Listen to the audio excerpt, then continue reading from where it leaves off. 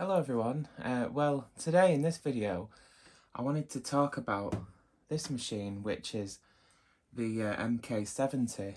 It's a folding flatbed knitting machine and I've been meaning to make a video on this machine for a while. It's a really fun machine. In the video I'm going to talk about how to set it up. I'll give you a bit of a background on the machine before we begin. And yeah, I mean, I've made some lovely things on this machine. This was one of the things I grabbed to show you.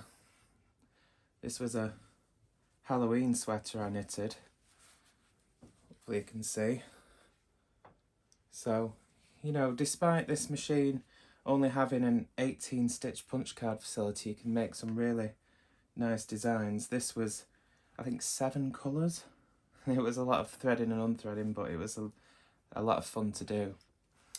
But anyway, let's get on with discussing the history, I suppose, on the machine, and then we'll talk about how to set it up.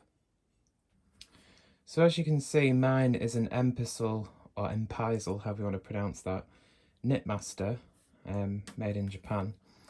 But I just wanted to let you know that this is interesting to note, that depending on what country you were in when you bought this machine would depend what brand it was sold under. All these machines were made by Silver in Japan, but depending on what country you were in, they were sold under the names of Knitmaster, Singer and Studio, as well as Silver or Silver Reed. I think they were just known as Silver at the time. But anyway, you can see it's in a case, much like a sewing machine, an old sewing machine. Has a nice big handle here, so it's easy to carry around, makes it more portable. It is quite heavy, as most knitting machines are, but it's not as heavy as a metal bed machine.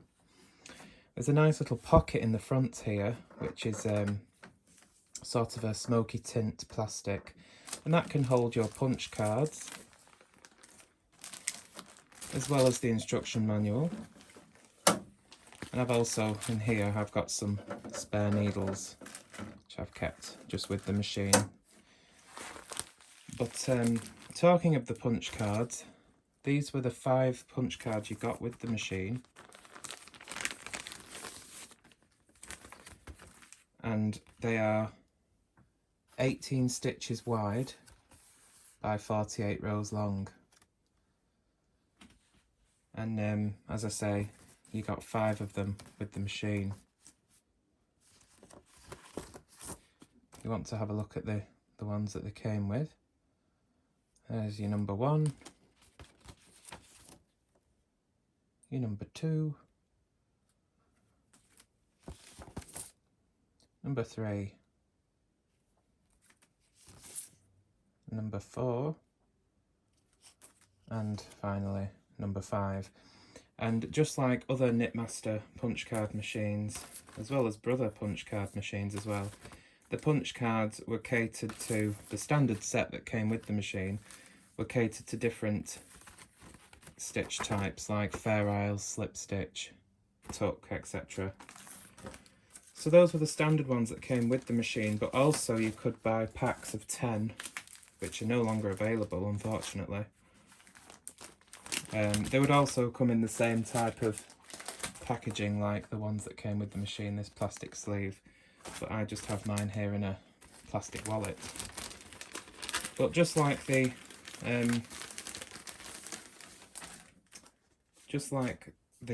standard gauge and the chunky punch card machines, you bought a pack of 10 punch cards and you'd get your little design sheet, paper, graph paper, and your 10 blank cards. But these are very hard to get hold of now, so if you get one of these machines, just be aware that the punch cards, the blank punch cards anyway, are very difficult to get hold of. You can buy them on eBay. I think there's a seller called Sonny Chow, and he sells, or she sells the blank cards, but they don't have the pinholes, the guide holes.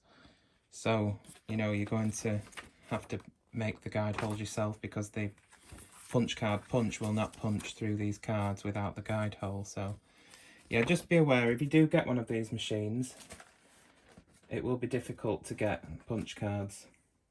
If you're interested, here's some punch cards that I've punched myself. You can also make punch cards as well if you like this one. I made this punch card.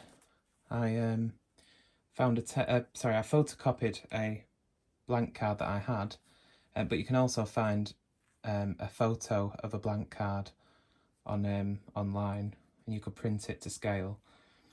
And I've laminated it with not the heat lamination, it's like that sticky back one, and basically poked out the holes that I wanted for my design and then punched it, and it works really well.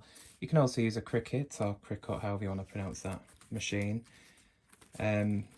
to physically cut the design out, the punch card with the design on it. So there are other options, but again, it's not as easy to find punch cards or to make them than just your standard gauge machine. But these are some of the ones that I've punched. I had a whole bunch of blank cards. I think I've got about 7 left, so I'm being a bit more sparing with them now. But anyway, that's the punch card situation. You get the instruction manual, of course, which, just like any other knitting machine instruction manual, tells you how to set it up, making a tension swatch, shaping, all that sort of thing. It came with a little leaflet which showed the standard cards that came with the machine and what patterns they knit best, gives you some sort of ideas. And also on the inside it shows you the accessories that were available. So you could get the KR6 Knit Radar, excuse me, for this machine. I have that and I'll show you how that goes on this machine. Of course you could buy weights and things, the handy punch and blank cards, the linker, I have that as well. I have made a video of that, but I'll show it briefly in this video. And there's a punch card pattern book specifically for the 18 stitch punch card designs. So, you know, several accessories available. No colour changes or ribbers or anything like that, unfortunately, for this machine. But there was a few accessories available. So before we begin unpacking and setting up the machine, I just wanted to note that, as I said, this model is the MK70, and this machine folds up, and this hard plastic case fits over it and locks in place so you can carry it around easily. But Knitmaster also made a similar machine called the HK160, and it was exactly the same machine as this, it just didn't fold up. So if you have a HK160, you might also find this video helpful. But what we need to do is put it on the table that we're going to use the machine on, and there's some latches on either side. You can see these here. You push them outwards like that, and the bottom part will lift, and then you just push them back like that, and that one's released. Do the same at the other side, which you can't see, and when you've released them, the lid will just lift straight off like that and pull it safely to one side out of the way. Now, as you can see, this is what we have once we take the case off. So here we have our accessory tray with the box, and we can just lift this off carefully and put that to one side. Okay, now if we bring the machine close to the edge of the table, don't pull on these bed sections here only, and if you pick the machine up without the case on, always pick it up from the centre section here. Never pick it up by the edges. So we're going to lift the machine here to the edge of the table like that, just like you would normally line a regular knitting machine up with the edge of the table. Then these sides pull down, and then you push them in and they lock in place. Same at the other side.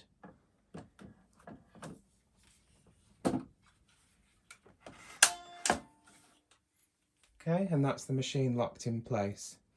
the bed is set up. The tension mast folds up and locks like that. The yarn guide lifts up into place and the sinker plate folds down. And that's basically the machine set up. You just need to clamp it in place. So while we're here, ready to clamp the machine down, we'll talk about the accessories. So not all of the machines will get this, because most of them are second hand, and these machines were made in about 1980.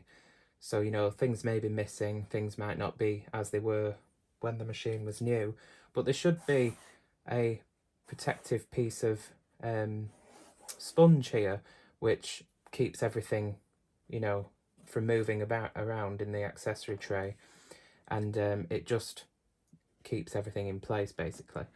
So we take off this sponge, again yours might not be there, and we can see our accessory tray here. And this should consist of 2 clamps, there's one on either side. Sorry, 2 claw weights, get my terms correct, one on either side there. We should have 2 clamps. We should have a bottle of oil. We should have some card snaps. Some ravel cord. A crochet hook.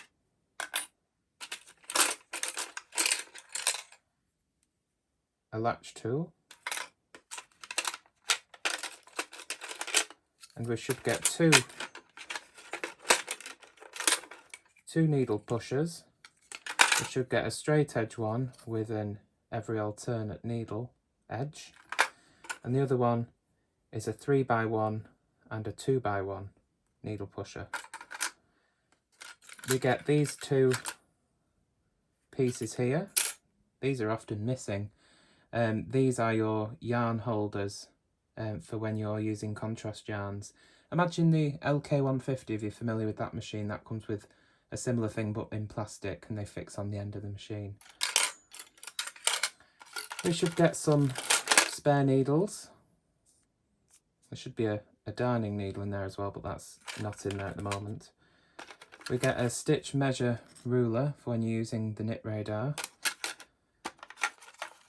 You get a brush. I've wrapped some extra ravel cord around there, but you would only get 1 strand of ravel cord.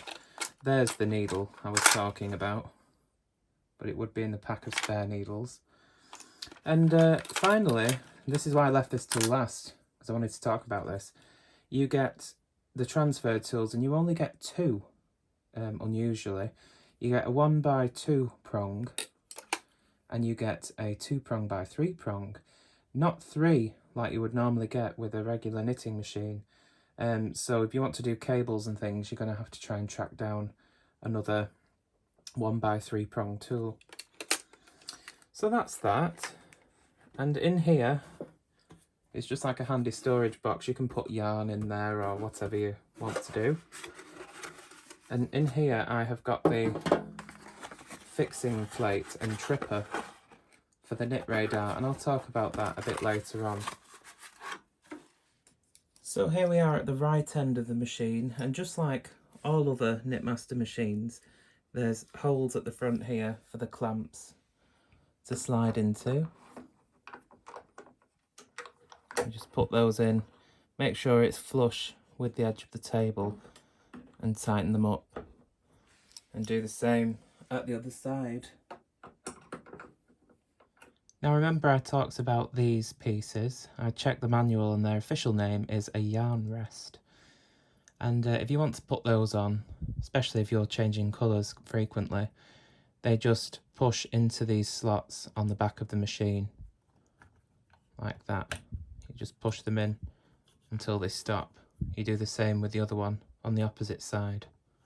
Now while we're in this vicinity, just like any other Japanese machine, the ends of the bed are labelled A, B, C and D to indicate the different needle positions. Needles in A position are empty and not working. Needles in B position are in regular working position, where they form stockinette and pattern stitches. Needles in C position have stitches on them, but they're behind their latches, and they can only form stockinette stitches and not pattern stitches in this position. And needles in D position are all the way forward. They're as far forward as they'll go. They have stitches on them, but they're not working. Now the MK70 and HK160 are both classed as mid-gauge machines. Their gauge is 6mm, which means there's 6mm spacings between these needles. A conventional Japanese mid-gauge machine is 6.5mm spacing. So this one's a little bit less. It's more than a standard gauge, but less than a mid-gauge, a true mid-gauge. So you can't knit arons and things on this machine, they're too thick. Double knit is about the maximum you can go with this machine. Another thing to note is the MK70 doesn't have a sponge bar or needle retaining bar, because the MK70 folds up. It wouldn't have been a problem with the HK160, but it's the same machine. So what they did with these machines, instead of a sponge bar or needle retaining bar, they added these pressure gates, for whatever the official term is, I don't know. But that's what I'm going to call them, pressure gates. And you can see when we pull the needles out, you'll see that these pressure gates lift up, allowing the needles to come out. And when the needles go back in, they close again. And because this bar here that's pushing these plastic gates down is under tension, as it lifts the gates up as the needles come out, it puts pressure on these needles, so it stops them from moving around easily, and that gives the same achievement as a needle retaining bar. But being able to do away with one means the MK70 can fold up. So while we're here, we might as well talk about replacing a needle. Should a needle be damaged or broken, you bring it out to holding position or D position, like you would on most knitting machines. Make sure the latch is closed and pull back and up to release the needle from the machine. To put a new needle in, we open the latch, slide it into the needle channel, and pushing on the needle, push it home like that. So here's the carriage. It has a nice big handle. The handle doesn't fold down like it does on most metal bed Japanese machines, but it doesn't need to. But it's a nice sturdy handle. It's comfortable to hold. Here we have the stitch dial, which goes just like the other Knitmaster machines. It goes tighter than 0, and then from 0 all the way up to 10 and past 10. So we have a range of stitch sizes. This is our cam lever. In the centre, the central position, it's set on stockinette. Setting it to S is for slip stitch, but only in both directions. Because you may notice, as I set that to slip, you'll see that the side levers automatically go back. You see that's on both sides. We cannot manually adjust the side levers on this machine. We can temporarily hold one forward if we need to for, say, one row, if we're coming from a different direction than what the machine will allow. But you cannot manually adjust these side levers. Setting it to T is for tuck stitch. Going back this way is cord knitting. Now you'll notice here the side levers have both stayed forward, and that's because the slipping facility is and the knitting function is done underneath the carriage with the cams underneath. Setting it to cord knitting, it will knit in one direction and slip the other for making I-cords. And of course F is Fair Isle or multicolour, as you would know it on a brother machine. And again, the side levers automatically go back. So setting the cam lever to T, S and F will automatically set these side levers back. So at least on the MK70, that's one less step to worry about. And again, as I said, the centre is the stockinette position. This is your holding lever, set on 2. Bring some needles out here and I'll show you. Well, if you set it on 1, the needles will be held and they will not be knitted.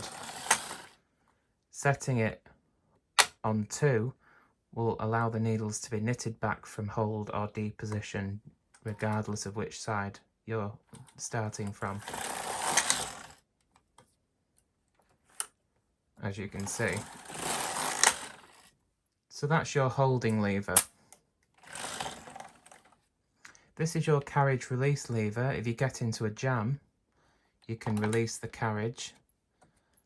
And also if you're setting up for pattern knitting and you just want to memorise the pattern in the memory drums of the carriage without knitting any extra rows, you can do this as well by releasing the carriage. It just allows you to release the carriage in the middle of a row or take the carriage across without knitting. Here is our sinker plate. There are 2 levers on either side which we can pull it forward and lift the sinker plate up to its upright position for packing.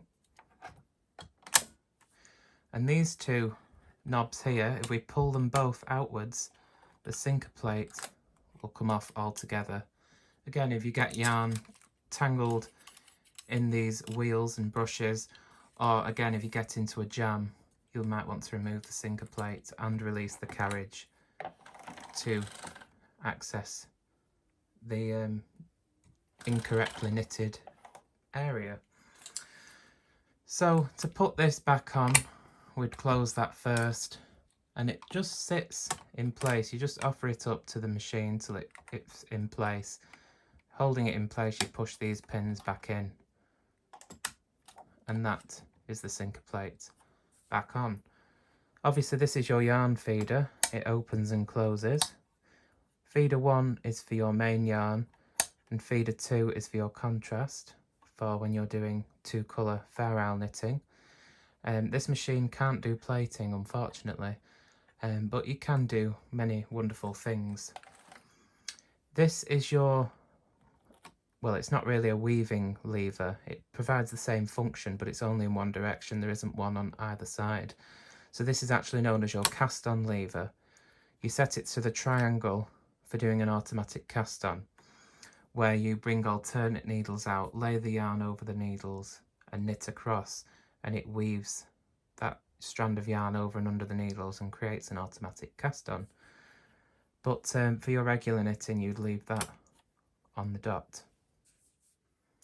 Here we have the pattern panel. This is your punch card facility, and it functions exactly like any other Knitmaster punch card machine.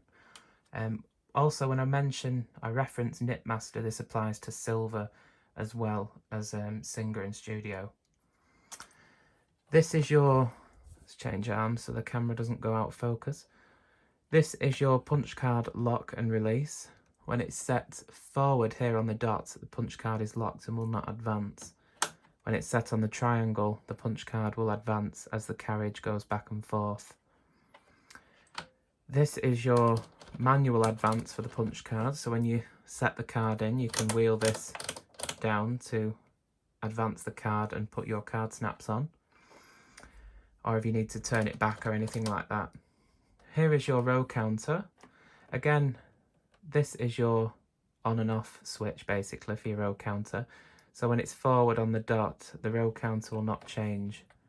When it's set on the backwards on the triangle, the row counter will advance each time the carriage passes this trigger here, as you can see. So this trigger here advances the punch card and the row counter. So that's why we have separate switches to turn them off independently. So this is your tension mast, and you're probably thinking it looks very different than other knitting machine tension masts. And it is, because this machine folds up it has to have a slightly different method of tensioning the yarn via a mast. The HK160, which is, again, as I said, the same machine as this but doesn't fold up, that came with a standard Knitmaster tension mast, but the MK70s was different. So, starting at the bottom here, you'll notice these two spring-loaded guides here, and they're attached to a spring. Imagine a retractable tape measure. You pull it out, and if you were to hold the button in, you pull it out and it'll go back in.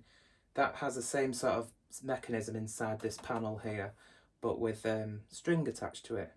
And obviously when you lift up on it, it extends the string, and when it goes back down, it winds back onto the bobbin. And this is basically your guide wires or antennas that you would have, you know, looping over here on a regular tension mast. That's what these provide, that same function. Your yarn guide, pretty standard looking on this one here. Here's where it differs. So you have your tension discs here, and there's only two settings. They're on the top here. These two levers on top here are your tension disc controls. So this one here on the right controls this right tension disc, and the one on the left here controls the left tension disc. And on the side there's a little diagram here, and one has a black dot and an outlined dot. When it's set forward, that's on the black dot, and that means that adds more tension. When you set it back, that is on the outlined dot, which means it adds less tension. So for thicker yarns, you want the lever back. For thinner yarns, you want it forward like this. And that's the same as the little tension wheels, you just don't have as much control over the yarn. So let's thread the machine. I've picked out this cone of, it's an Uppingham yarns, it's vintage. It's a 4-ply weight, and it's just a fun variegating yarn. I thought it'd be interesting for this quick sample. So just as normal here, we have the cone or the wound ball on the table behind the mast, and the yarn gets threaded just as normal. You can either, holding the tail end of the yarn above this triangle guide, you can either click it in like that, or if you prefer, you can just thread it up through the hole like that. It doesn't matter, but you want it passed through the hole in this first guide here. Now the yarn comes up to the tension discs, and what we need to do is, you see this piece sticking out here? We've got the tail here. The yarn wants to sit in that piece there. We've just laid it there in that triangle part, and we pull it between those tension discs like that. And then the yarn comes down over this guide here, this metal guide.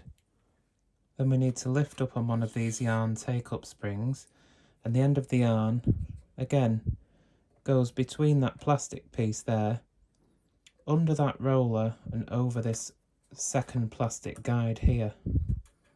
So I've come in closer here so you can see that better.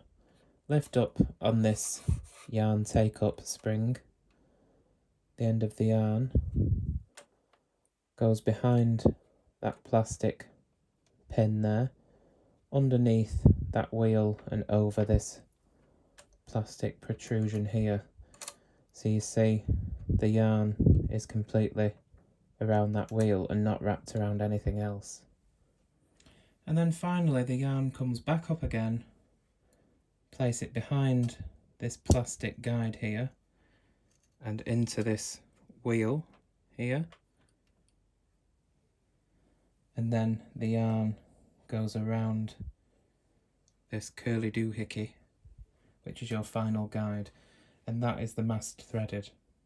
And of course you can park the yarn on the yarn clip.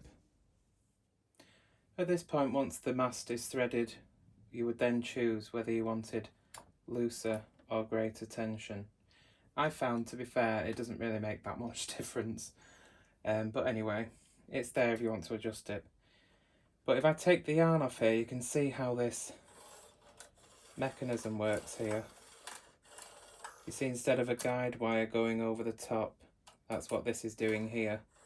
So as the carriage changes direction and approaches the next row, the yarn goes back up and the yarn guide drops down, taking the slack yarn back. So it does the same thing as the antenna or yarn guide wire lifting up. You can see it does the same thing, it's just a slightly different system. So casting on with the MK70 is just like any other flatbed knitting machine. You can choose a couple of different cast-ons. There's a crochet cast-on, an E-wrap cast-on, the automatic cast-on, whichever you want to use, I suppose, whatever suits whatever you're making. But just to show you for this small sample, I'm going to cast on 30 stitches, so 15 on the right of 0 and 15 on the left of 0, so it's centered on the bed of the machine, and I've brought them out to D position or holding position, and I'll just show you an E-wrap cast on. So we take our yarn and we're just going to make a slip knot here for this E-wrap cast on and pop the slip knot onto the far left hand needle and just tighten it up slightly so it still can move on the needle. And then we're just going to loosely, oh sorry, I'm trying to keep my hands out of the way so you can see, E-wrap these needles from left to right like this. You see what we're doing here, we're writing the letter E, which is why it's called an E-wrap cast on. This cast on is also termed as the closed edge cast on. So when we get to the end, bring the yarn underneath the sinker plate, making sure you don't catch it on the brushes. Open the yarn gate and feed it into feeder 1. Make sure it's in there properly by moving it up and down. Close the gate and move it up and down again just to be sure that that's in there properly and it's not caught. You'll have to experiment a little bit with stitch style settings. I'm going to try this on tension 6 and see how we go. If you want to use the row counter, set it to 0 if it isn't already, and push that lever back to engage the row counter to advance. The first row may be a bit stiff. Wasn't too bad. Sometimes these edge stitches will tighten up on you, so just neaten them up. If they haven't knitted, just bring the needle forward until the stitch goes behind the latch and lay the yarn into the hook and just knit it manually. Now, the MK70 and HK160, like most Knitmaster machines, didn't come with any sort of cast-on combs. So the only thing you got was, as I showed you before, was 2 claw weights. And you can't really hang these at this stage. There's not enough knitting there. So what you can do, if you don't have another machine with a comb, is you can, if I can find my doobry, there it is, my needle pusher. You hold, sort of use this portion of your finger to hold what knitting is there down, and you can push the needles forward just as much as it's as wide as your finger, obviously, because if you bring these forward, there's nothing holding it back. So just bring small amounts forward at a time, holding the knitting back against the machine. And this will just ensure all the stitches knit. Bring them forward all the way to D position, making sure your rustle lever or holding lever is set on 2, which is just out of shot at the moment. And we'll bring these needles forward all the way to D position for about 4, maybe 6 rows. And that just ensures everything knits properly.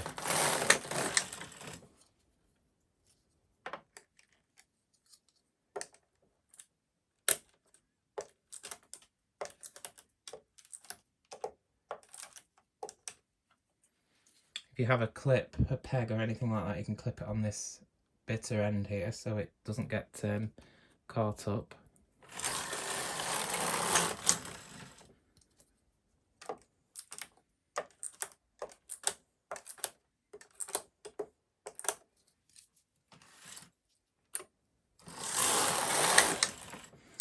And I think that should be good enough.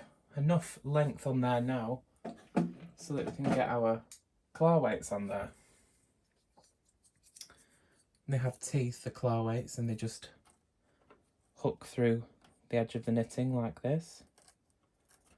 Don't be scared about puncturing your knitting with these, it won't damage anything once it's off the machine and you give it a bit of a tug to bring the stitches into shape.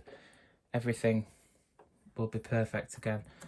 So just hang those claw weights on the edges there, that just helps the edge stitches knit and form properly.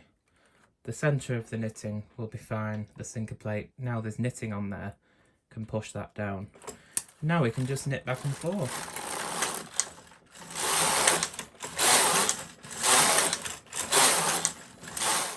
I've moved the camera back so you can see how the mechanism on the tension mast works as I knit.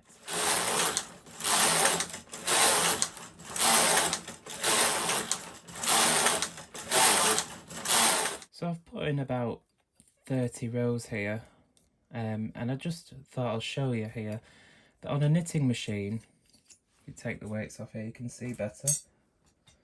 You can see we're looking at the purl side all the time. And the knit side is facing away from you. This is a stockinette stitch. So that's the fabric the standard flatbed knitting machine will make is stocking stitch, and it knits it very well indeed, much neater than you would be able to with knitting needles. So I'm just setting up for pattern knitting here, which I'm going to show you next on this machine. But before I do, I thought I'd take the opportunity to show you that automatic cast on this machine that I was talking about earlier. So what I have here is I have alternate needles in B position or working position, and then the alternate pair of alternate needles are in holding position or D position. The Russell lever on the carriage is set to 2 to knit needles back from holding position. The cast on lever here is set on the triangle. And then we thread the yarn into the main feeder 1 and bring it underneath the carriage, which is what I'm doing with my thumb here, holding it back so it doesn't get caught in these brushes. Lay it straight across the needles and hold it down, and then knit across and watch what happens.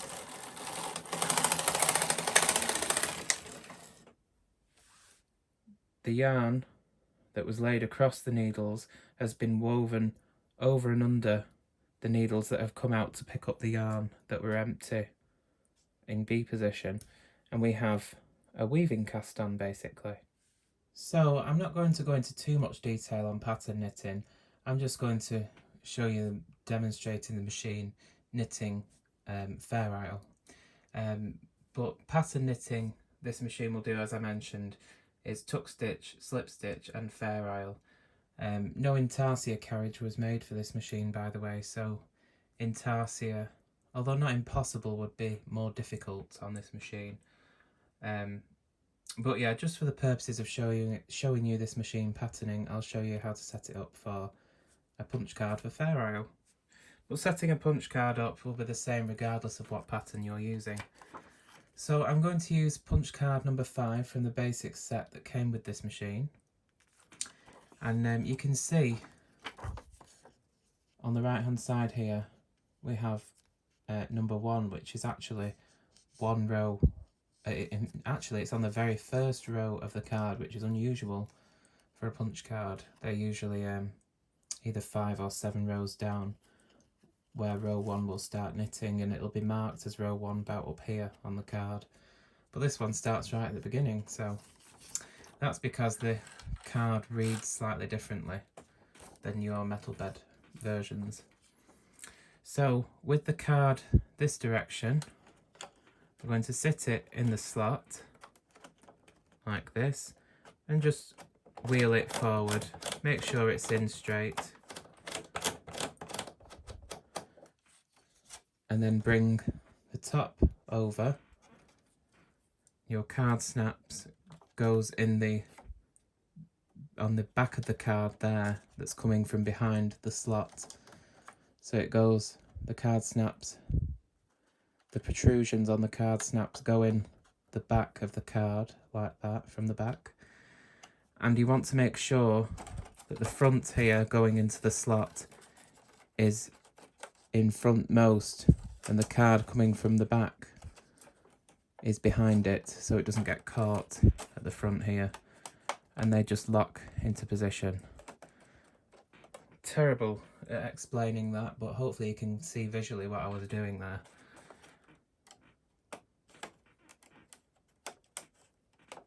Okay, you can see where it overlaps, it's facing upwards. If it was facing downwards, it could get caught on the punch card fingers here. So we'll roll it down to row 1, which is here. You can see where the fingers protrude the card lines up with row 1, which is here. So the card's already locked, so we're ready to memorise the pattern. Now we can just simply knit a row. You can hear the carriage picking up the pattern information. And the carriage has memorised it. But as I said earlier, if you didn't want to knit an extra row, you can just release the carriage here like that, and you'll be able to take the carriage across without disturbing anything. So now what we're going to do, now we're set on row 1, we've memorised the pattern in the carriage, we'll set the punch card release lever to the triangle mark so the card will advance when the carriage is moved back and forth. We're gonna, because we're doing 2 colour knitting or fair isle, we're going to set the cam lever to F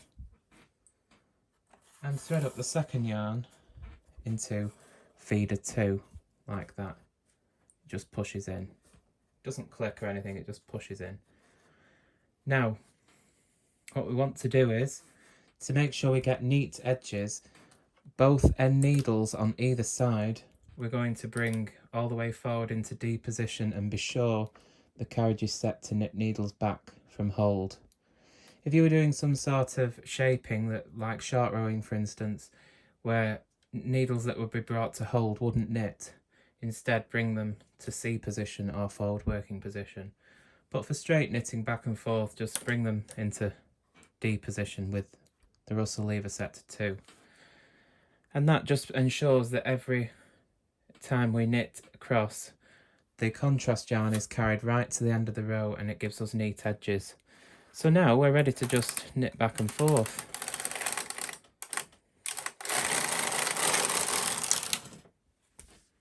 In every row we'll bring these end needles out on either side. It may seem time consuming, but it is worth it.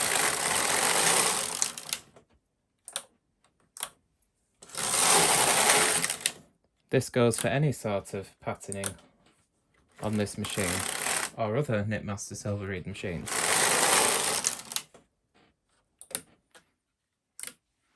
You can see on Knitmaster machines, unlike Brothers select the needles forward, so you can see what the needle selection will be for the pattern. Well, the Knitmasters actually select the needles as they go. You can see it there pushing needles out for the second colour. There. There's another one. There's the next one. So it selects them as it goes.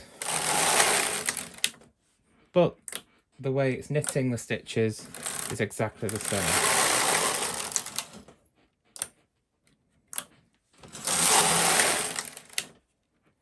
So we have automatic patterning, which is an unusual trait for a plastic bed machine.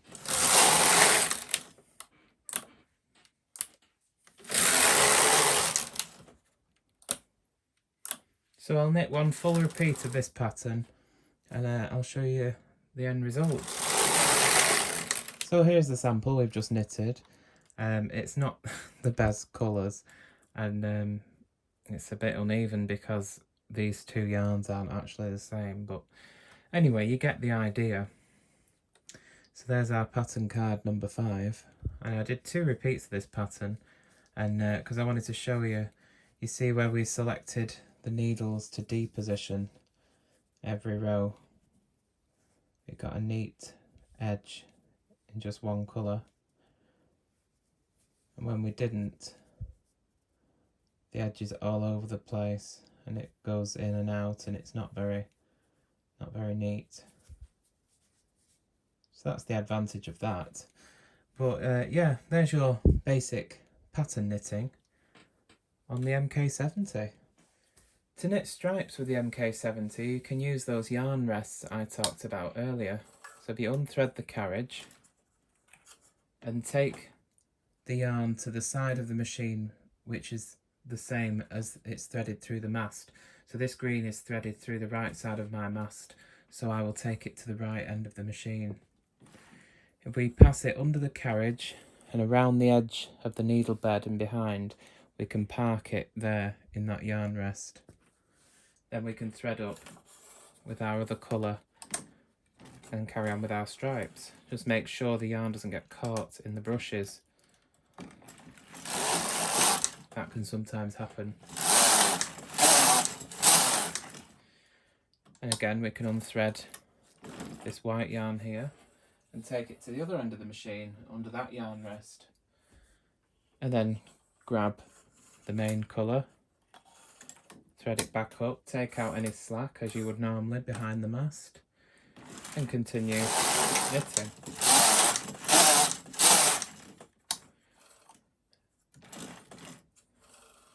There we go again, park it on that yarn rest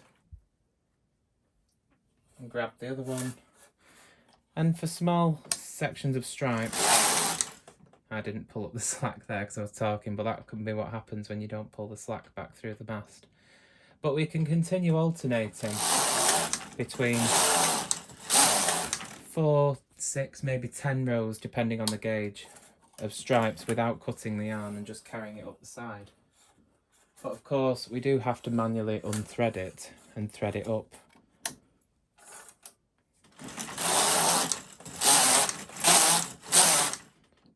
But those yarn rests are really handy, because otherwise, if you just put it at the end there's not really anywhere to hold it, so it could ping off.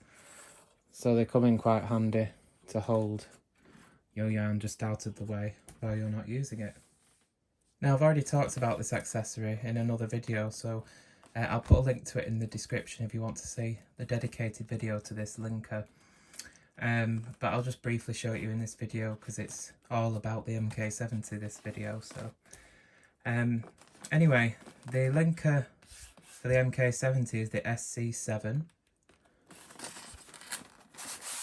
and basically you can use it to cast off automatically without the need of using transfer tools, and it just makes things a lot faster. However, it can be a bit temperamental, and depending on what yarn you're using, you might have trouble with this. So if you're using an acrylic or wool, you're probably safe, but if you're trying to use this to cast off mohair or chenille, some sort of yarn like that, you'll probably have a fight with this, so you're probably better off casting off by hand. But for your standard yarns, it's pretty good. But anyway, this is the SC7 linker, which was an accessory for the MK70 and HK160 machines. It will only cast off from right to left, so you need to make sure your final row ends up with the carriage at the left. So for this, we need to turn the tension up as loose as possible. So I've gone from 6 to 10. We need a really loose row for this cast off. So I'm going to knit across. I'm going to pull some yarn through the mast as well, so it can be really loose.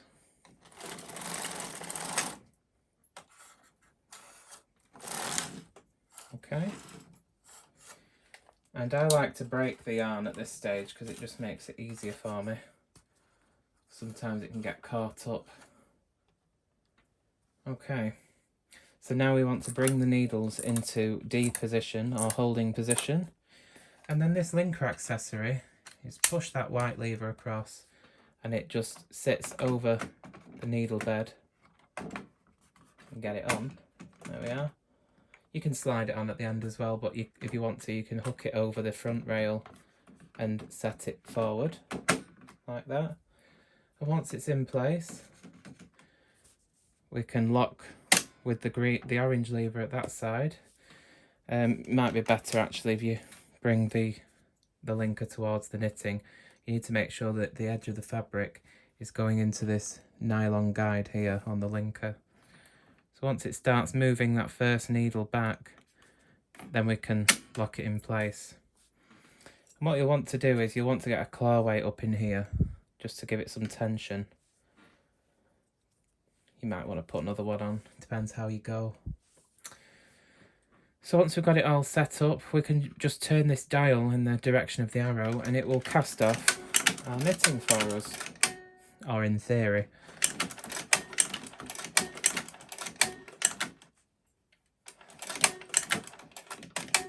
It can be a bit dodgy. You might need some extra weight. I'd give it a good practice if you have this accessory before committing to it with a garment.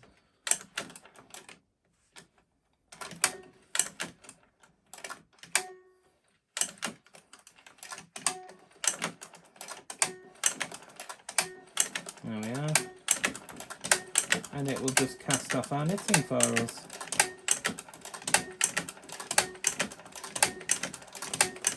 Don't go too fast,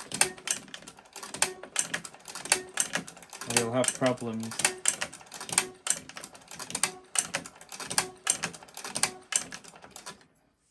Going to need some weight here. You found you'll have to move your weights when you use these linkers.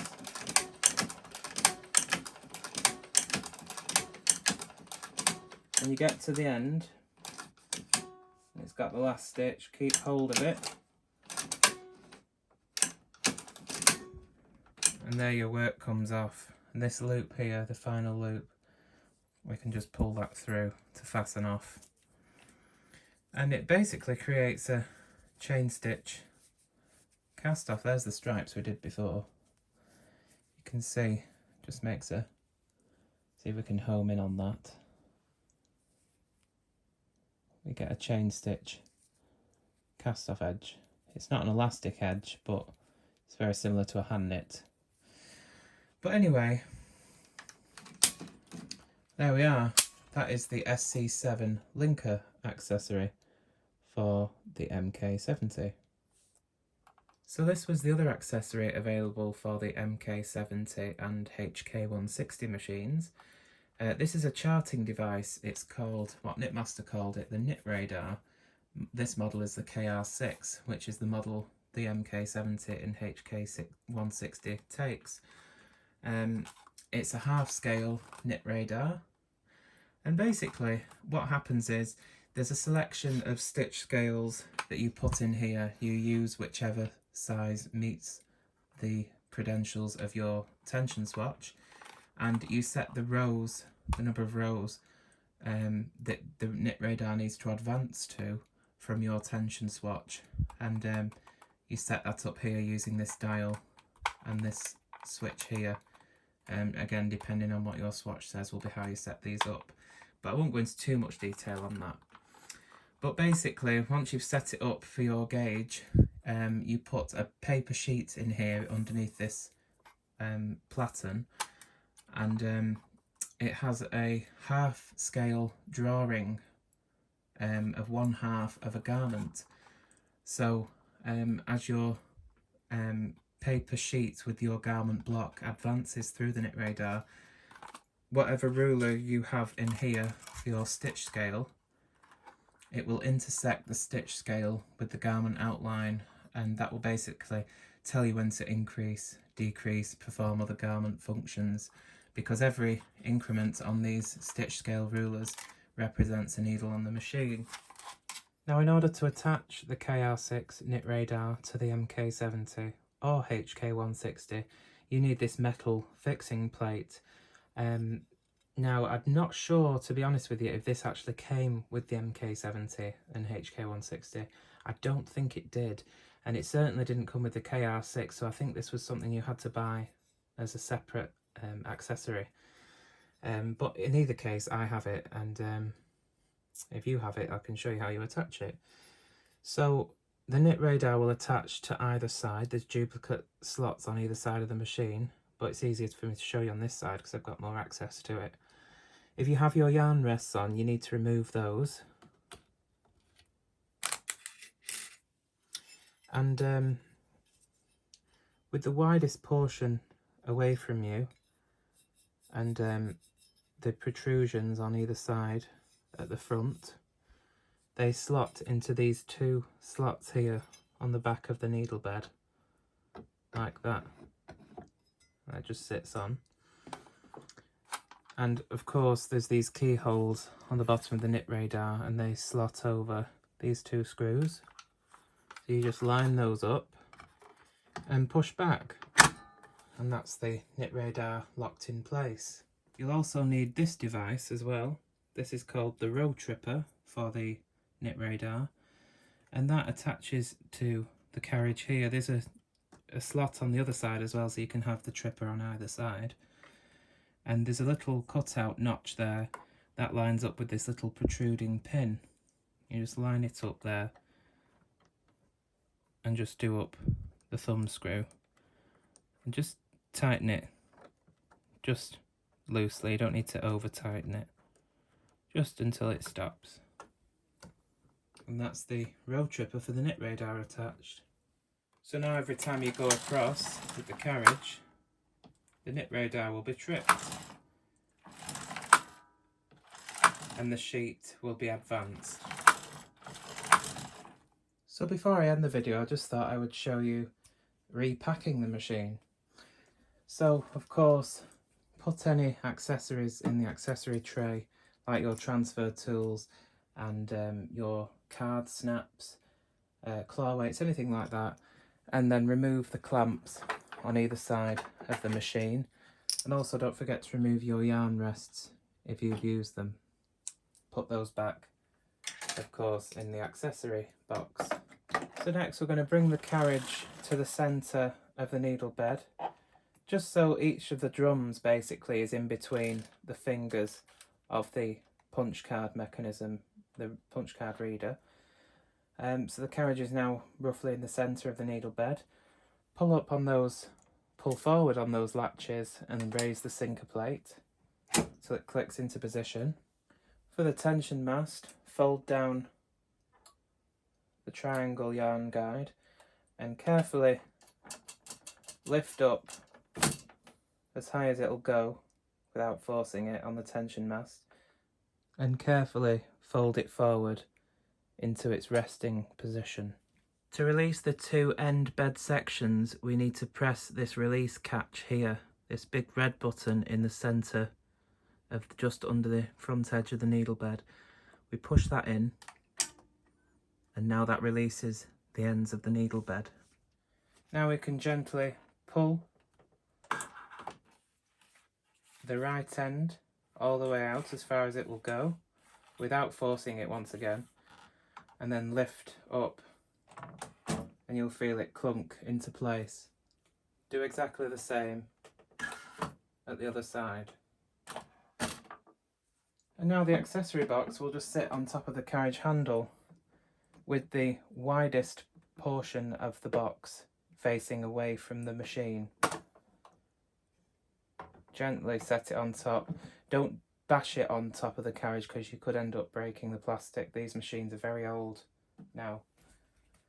And that's the machine packed away. All that's left to do now is put the case lid carefully over the machine and do up the latches. Do make sure the latches are correctly located. Push your finger on this catch here after you've opened it so it locks underneath the edge of the machine, and then push it home. Do the same at the other side. There we are.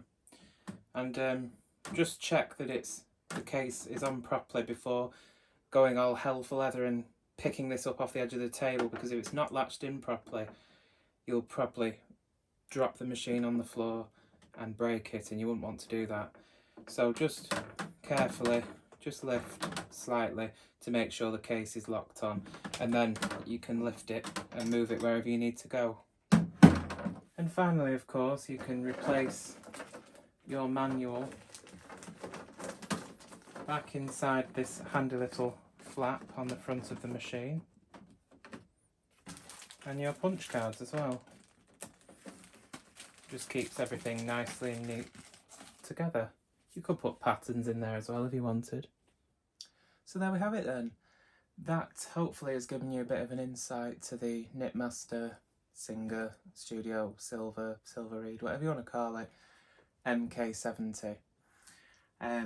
It wasn't a fully in-depth video. I didn't show you everything that you could do on it, but I'll just give you a general idea and how to set it up, store it away, etc. And as you can see, as I showed earlier, you can make some really lovely things with this machine. Just because it's a bit more basic than other fancier machines doesn't mean you can't create nice things. So there we go. Hopefully that was informative and interesting for you. And yeah, I'm sure I'll make many more lovely things on this machine in the future. Just some final notes about the machine. A ribber was never made for this machine. It handles 4-ply and fine double knits probably the best from my experience. Again, as I said earlier, punch cards, blank punch cards anyway, are hard to get hold of for this machine. So if you're prepared to make them, if you have a cutting machine or anything, or you just fancy an afternoon on a rainy day then might be the machine for you. But anyway, yeah, if you stumble across one of these machines, I'd definitely give it a look, because it's a really nice machine and I enjoy it. But anyway, yeah, that's all from me for today, and until next time, thanks for watching, and I'll see you soon. Take care.